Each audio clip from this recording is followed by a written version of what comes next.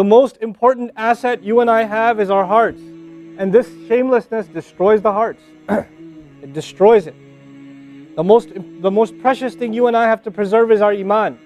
And these filthy images is destroying your iman. They're tearing your iman apart. Don't let it happen to you. Do not let it happen to you. And I can only talk about this. I can't stop you from doing anything. And nobody else can. You will have to police yourself. You will have to control yourself. You'll have to make the decision, is my iman important enough?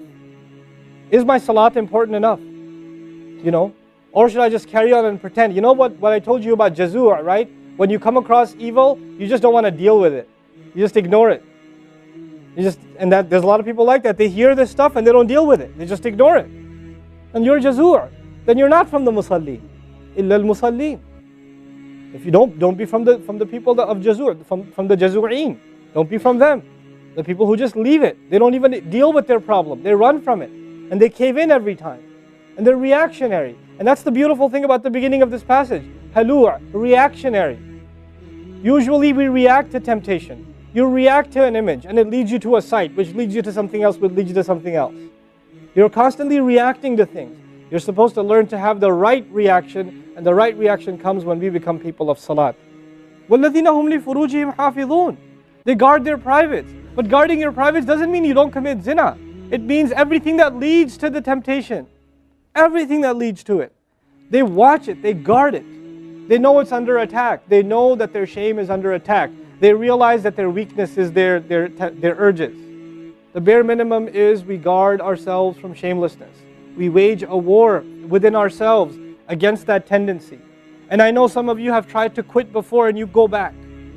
And you've tried to quit before and you go back again. And you go back again. And you keep falling into that trap. I know some of you have done that. You know, and you're struggling with it. But don't give up on yourself. Don't give up on yourself. And whatever it takes, if you just don't be alone. Don't be by yourself. Be with good friends. Be outside. Study somewhere else. Go to the library and study. Go somewhere where other people are around. Because when you're by yourself, shaitan gets you.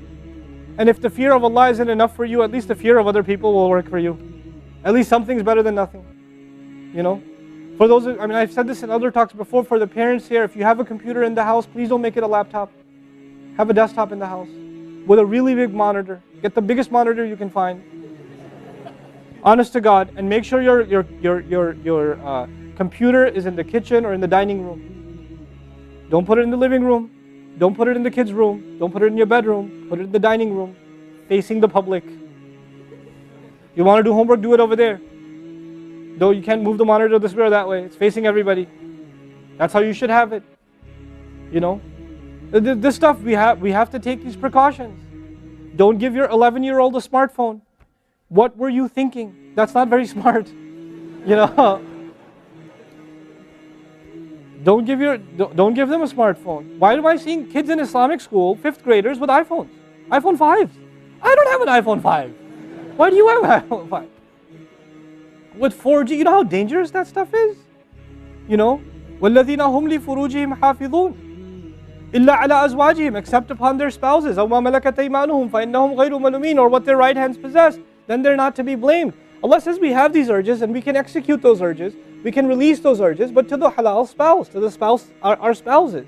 But outside of that, we can't. And by the way, when people get addicted to this sort of thing, and they get accustomed to it, or they get over and overly exposed to it, they have miserable marriages. And marriages start falling apart. They have this virtual idea of what pleasure means, and they don't find pleasure in their spouse anymore. And there's great fitna that comes into the family. It destroys homes, Muslim homes.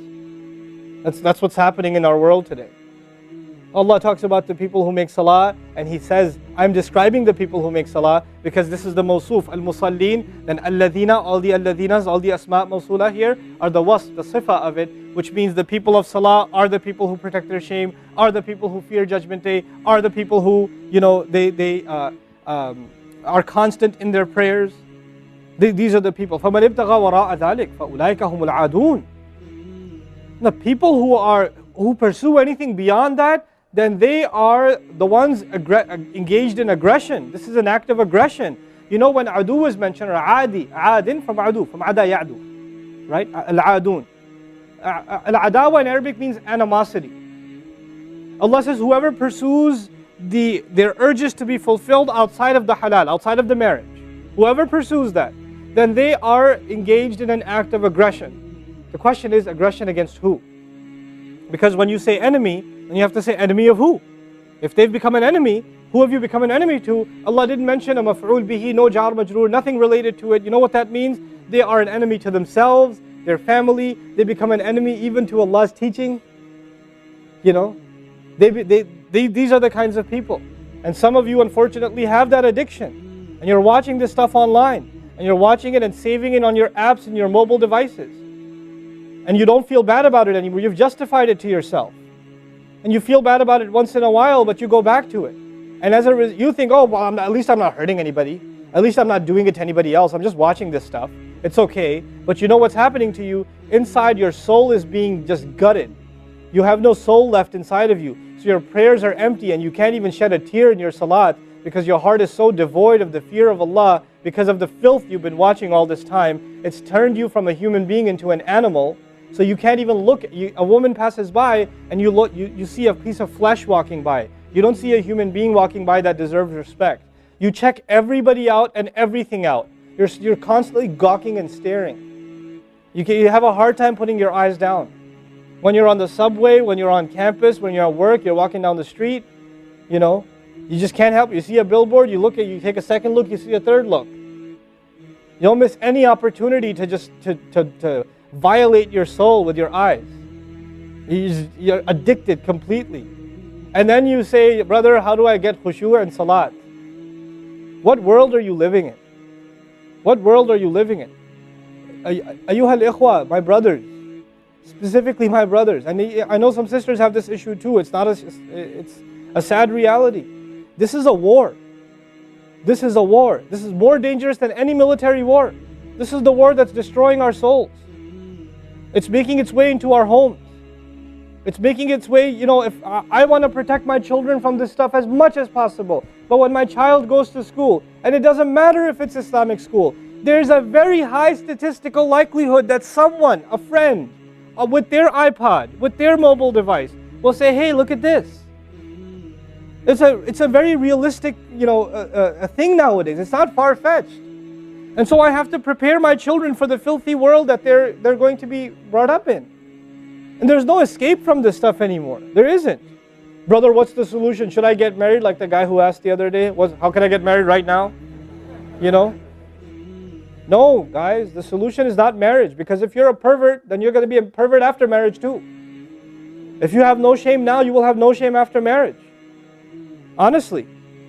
You think marriage is going to end your problems? No. Your problem isn't marriage. Your problem is spiritual in nature. Your problem is psychological in nature. You need help. You need to stop this. You need to stop hurting yourself like this. The only thing we can do is have a mature conversation about this and teach our youth to deal with this and navigate this and not fall into it. The elders that are here, stop watching Indian movies, man. Why are you sitting in a lecture talking about salat and the importance of salat and you don't guard your shame? Mother and daughter and, you know, husband and wife and sister sitting together watching whatever? God, come on. Stop. وَالَّذِينَ هُمْ لِفُرُوجِهِمْ حَافِظُونَ. They guard their privates. But guarding your privates doesn't mean you don't commit zina. It means everything that leads to the temptation. Everything that leads to it. They watch it. They guard it. They know it's under attack. They know that their shame is under attack. They realize that their weakness is their urges.